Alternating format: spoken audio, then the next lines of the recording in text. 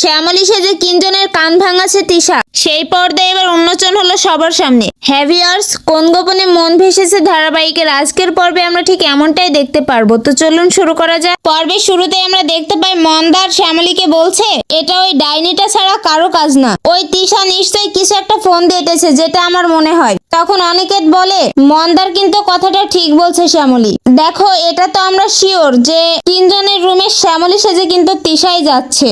তখন শ্যামলী বলে ঠিক আছে আমি তোমাদের কথা মেনে নিলাম, কিন্তু সাজলেই কি সে আমার মতো হয়ে যাবে? একটা মানুষ সাজতেই পারে। ঠিক তখন ওই মুহূর্তে মন্দারের মনে পড়ে যায়। তখন মন্দার শ্যামলীকে বলে আচ্ছা শ্যামলী, আমি যখন ওই যে খাচ্ছিলাম তুই একবার ভালো করে মনে করে দেখ, আমি তোকে বলছিলাম না যে কি রে তুই একটু আগে সবুজ শাড়ি পরে গেলি, এর মধ্যে আবার তুই লাল শাড়ি পরে চলে আসলি, কিন্তু তুই তো আমাকে বললি যে আমি নেশার ঘরে আছি তাই ভুল বকছি, কিন্তু না ওটা তিশাই ছিল আর তোর মুখোশ পড়েছিল।